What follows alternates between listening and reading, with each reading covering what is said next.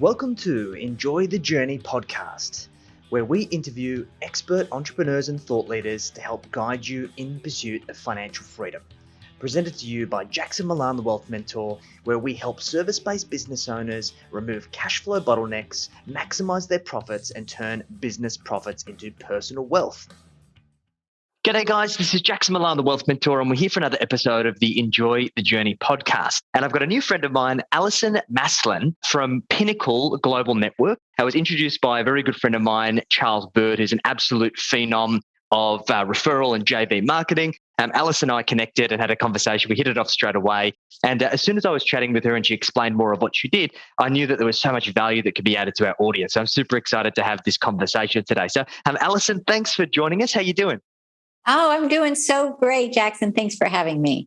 So, Allison, you're on the complete opposite side of the world. As people who might be watching this video, you can see that it's very bright behind me here. It's 1 p.m. during the day. It's about 7 p.m. Pacific time for you. Yeah, in San Diego, you'll see it's a little dark outside, but hey, I can talk about scaling all day long. I'm looking forward to it. So, Allison, for those of the listeners or watchers that don't know who you are, tell us a little bit about you and what you do. Yeah, thank you so much. Well, I have been a business owner for 37 years now. So I would say that is a big part of my life. I'm running my 10th company now, as you said, Pinnacle Global Network, and we're in our 13th year.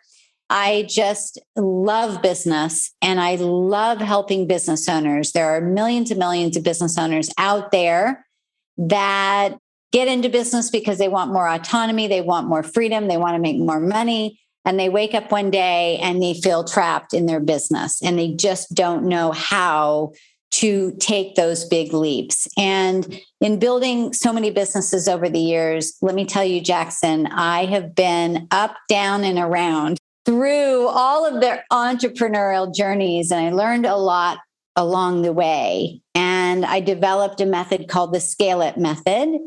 And this really helps business owners to properly scale, grow, and have a sustainable business. So that is what we do in Pinnacle, and that's what gets me excited. Amazing. This is super exciting. I'm looking forward to diving into it. But we were talking just before we hit the record button that scaling is a term that's thrown around a lot by entrepreneurs. It's like the buzzword and definitely put on a pedestal. But I think it's misused a lot by entrepreneurs.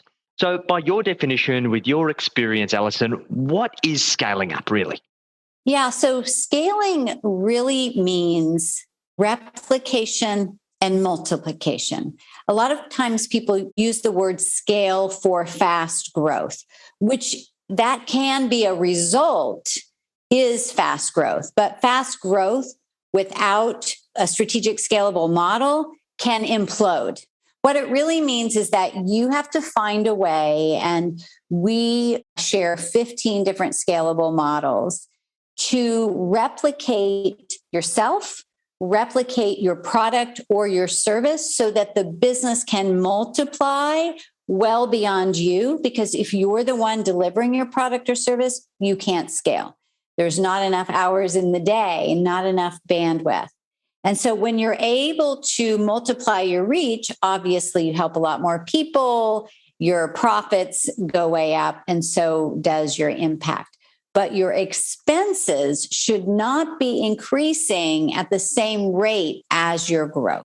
That's more of an accurate description of what scaling is.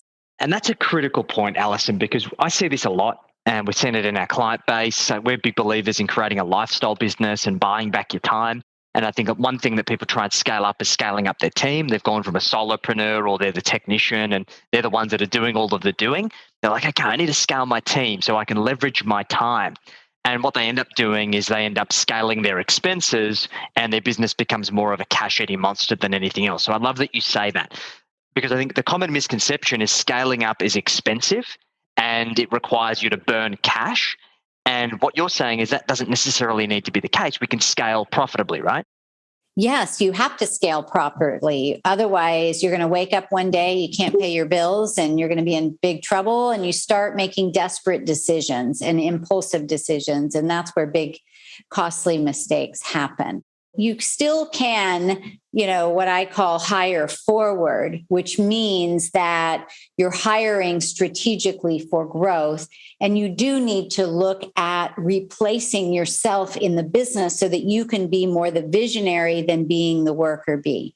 But when you hire strategically, and this is what we really work with our clients on in Pinnacle Global Network, every single employee, if you are hiring an A-team employee, they should pay for themselves, meaning that you should receive to your bottom line 3 to 10 times what you pay them in salary in growth to the business. That makes perfect sense.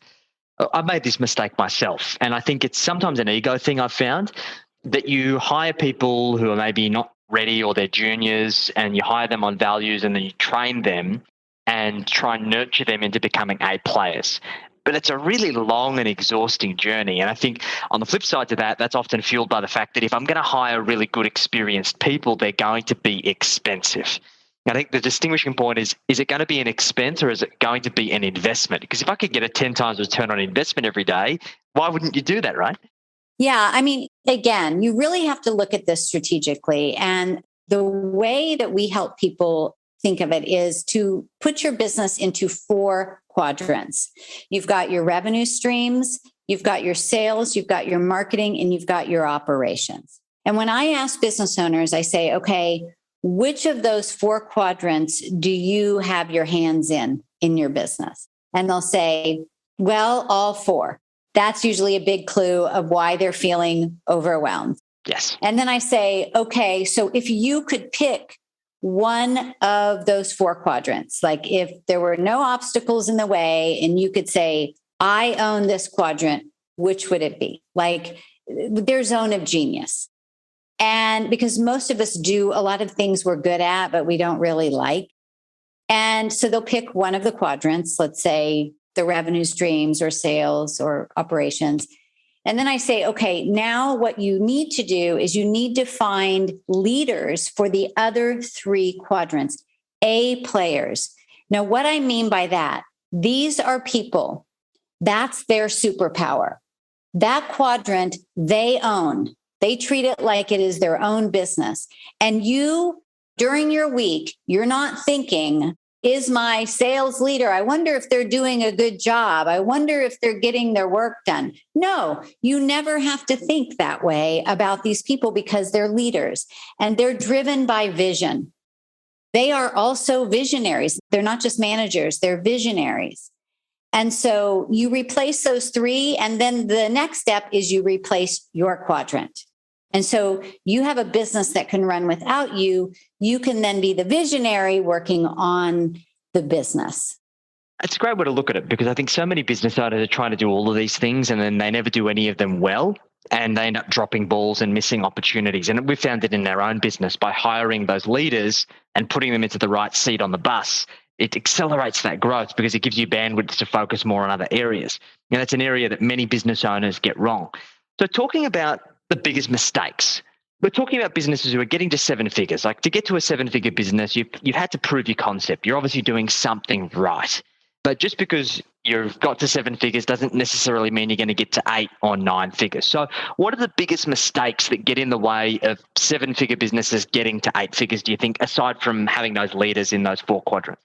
Yeah, I think I'll give you a couple examples because that's the best way. And one of the things we say is, are you stuck at 7 figures? Which is like, what do you mean stuck at 7 figures? I'd love to be stuck at 7 figures. Well, those of you that are listening that are at 7 figures and maybe you're at like 3 million and you've been there for 10 years and you have no life and you're working night and day. And by the time you pay your employees, your awesome employees, your expenses, there's nothing left at the end of the day. And you are, like we were saying, that operator. And so I think one of the biggest mistakes is that we think that we can grow the business with the same mindset, the same operational tools, the same marketing strategies we did when we started. We are creatures of habit. And that's not going to get us to that next level. So there's a guy that came to me. His name was Marshall Doyle. He's the CEO of a company called CalCert. It is an engineering company. He had 35 employees. He had not taken a vacation in 20 years. I think he was about 3 million when he came to me. He was obviously working night and day. He had his hands in everything. And so we really helped him to get out of his way. I mean, the concept of letting go is so hard for business owners. He literally was calling every employee at the end of the day and checking on them. And so what happens is the team feels there's an unconscious thing that happens in our brain that I don't really have to own this because, my boss is going to check on me. They're going to fix it for me if I make a mistake. So I don't really have to think about the big picture and why this needs to happen a certain way. There's all of that kind of old programming that happens that we don't realize. And then we as the business owner get frustrated because we're like, why can't they get this? Why do I have to keep showing them? Well, because you keep showing them. And so they're not thinking for themselves, right? And so once we got Marshall out of his own way, he's, I think, over 100 employees now. He's grown by millions and millions of dollars. He works 90 minutes a week. That's it. One meeting he works in. Now, he's started other businesses because that's what we entrepreneurs do. But I have many stories like that. And so back to your question, I think it's letting go is so hard for the business owner. And we have this idea that it has to be us. And it's really our ego that gets in the way. Yeah, I had this epiphany myself. And I had a friend of mine who said that scaling a business is about having and accepting 1,000 ego deaths. Because everything that you let go of, it's just that small chip off the ego. And it's just about realizing that you don't need to be the hero to everyone's story anymore. And that was a big epiphany moment for me because I realized that I was trying to control everything to make myself feel like I was important. And it's not really great to get all of your gratification from how valued you feel in your organization. It needs to be more than you. And that was a big pivotal moment for us. And yeah, it's really key to getting past that kind of that 7-figure scale trap. Because I think it's that first milestone. And so many people lose purpose of what's next beyond that. So they kind of spin the wheels. Would you find that's the case? Oh, yeah, for sure. I mean, I think I finally came to a realization that my biggest goal was to shut my mouth, like put duct tape over my mouth and just shut up, because you can always jump in and do it your way and do it different or do it better. Is that really going to take your business to that next level? When I started Pinnacle Global Network, I was doing the mentoring. It was me. But if I was going to help a lot more people, then that had to change. So now we have 20 mentors that work with our clients. They've all run their own very successful companies. They've been in the trenches, which was really important to me. So I don't mentor any of the clients anymore, but I go to sleep at night knowing that they're well taken care of. And because I am freed up and I have the time to get on a podcast interview like this, I can reach out and check on a client and see how they're doing, or I have time to call and check on an employee and see how they're doing. I'm not in the weeds of the business, and we can grow exponentially, help millions and millions of people to get out of their own way and scale their company. And that's where we have real purpose and legacy. And I think that's critically important. But I guess one of the common complaints that I find for many business owners is, hey, all of the strategies that I've used that have got me to 7 figures aren't working anymore. So you've identified that there's 5 stages of scale. Do you want to talk us through those? Yeah, there's a saying, what got you here won't get you there. So there are 5 phases to scaling, and the word phase is really important. So if you think about, you got an infant, toddler, preteen, teenager, young adult, right? It's a phase. We never stay at one. We move on. But in business, what happens is we get to a certain level and like we live there and we die there. And so if you understand what phase you're in, you have awareness, and then you understand what happens to get to the next phase. And then you can move forward. So it's really, really powerful. So I'm going to just go through these super fast. So phase 1, I call the seeker. And that's, the startup. You are out there. You're so excited to get your passion out into the world. You're the 5-woman or 5-man band. You're doing everything. There's no scaling happening there. So you move into phase 2. Hopefully, I call that the pioneer. That's where you're out in the plains, you're getting your hands dirty. And like you said, you're already creating a decent amount of revenue. You've got your products and services out there. You're getting good feedback. You're probably in the 6 figures of your business at this point. Got a few employees, maybe an assistant, a marketing person. Hopefully, you're not doing your books at this point, but you're still approving everything going in and out of your business. So you are the bottleneck. There is no scaling happening here, and you are the control freak. Okay. As you start really growing, you're going to move into phase 3. And this is where you're like, oh my God, I need more people. You're hiring people, but without clearly thinking of the strategy, like we talked about earlier, and the roles of these people and what would look like success for them.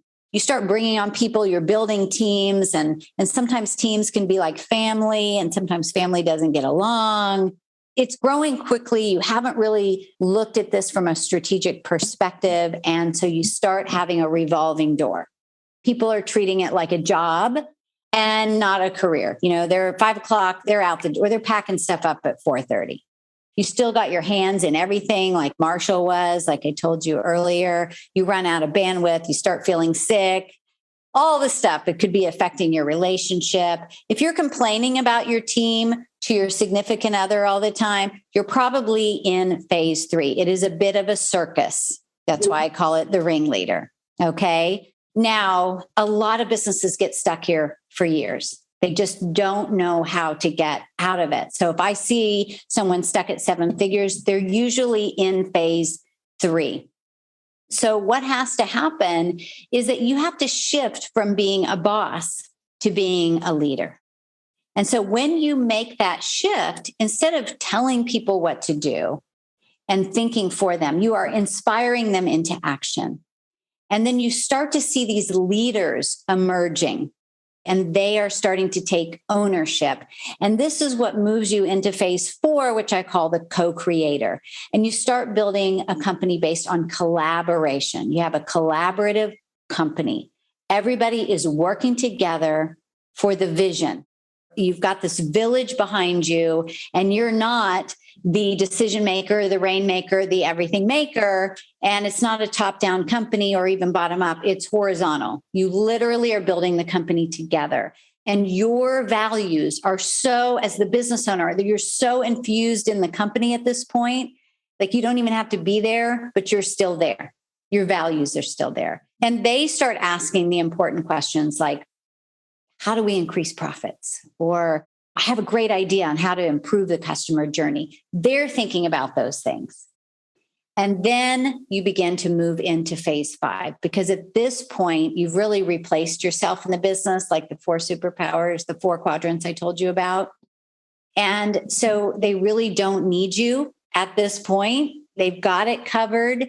And in phase 5, you can truly just be that visionary. You can be the strategist, or you can start another company, or you can sell the business, because now there's a real value. Because 85% of businesses are not saleable. But if you have a company that can thrive without you, the valuation of your company is going to go way up. That's great. That's a really, really good summary. And I'd probably say even for ourselves personally, we're between stage 3 and 4. I think we've got some elements of 4, but still there's a lot of top down. And do you find that that's common, of being stuck between those stages of transition? Yeah, it's not always linear. And sometimes you'll have a foot in one, and then, something will pull you back, or you have a stress or an upset. And what do? We fall back into habit. After a while, with the right mentoring, right, as you know, getting those right leaders on your team. And we really have to work on ourselves. It's so much our own work is showing up as a leader. And you get to face your stuff every day with your employees, every day in meetings, and how you're going to respond. And so, like, I had something happen that I just found out that was a big mistake that one of our team members made that was pretty costly. I think in the past, I might have been impulsive and sent that angry text, how we've all done, and regret it later. So I've learned to just breathe And like, just don't react until you're at a place that you can intelligently and with a good emotional IQ to address the situation. And so that there's just so much work we have to do for ourselves to really move beyond phase 3. I definitely resonate with that. I think old Jackson would have been in a similar situation, recently a similar issue, and old Jackson would have flown off the handle. But current Jackson has just accepted it. So that's okay. Mistakes happen. How do we make sure that that doesn't happen again? And it was actually my business partner that said to me, so Jackson, systems are made to be broken. You don't know how good your systems are until they break. And it's about learning from those and improving those systems so those same things don't break again, because that's when things get a lot more upsetting, when the same problems keep happening. That's how they learn. I mean, think of how do we learn? How do we learn to walk? We fall. And so if we're always jumping in and rescuing, which is the tendency because we get afraid and we don't want them to make mistakes, but then they never learn. And then you are never out of the weeds of your business. So it is important. Fantastic. So let's circle back to the SCALEit framework, Allison. Walk us through exactly how you get results for your clients using that system.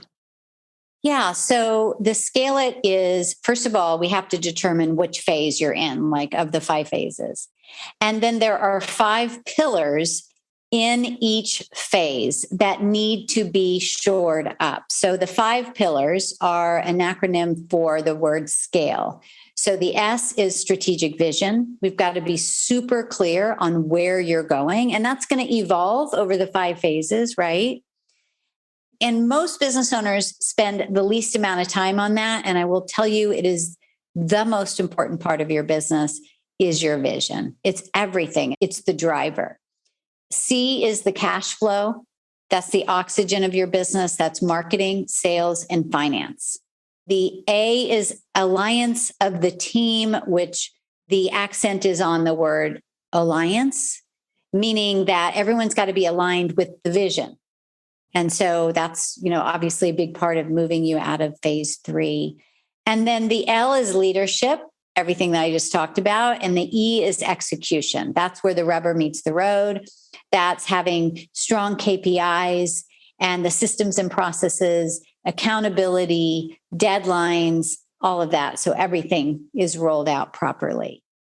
What we do is we assess which phase, then we determine what are the gaps in those 5 pillars. You might be strong in vision, strong in cash flow, but your team is falling apart. And so we have to dig deep to find why that's happening.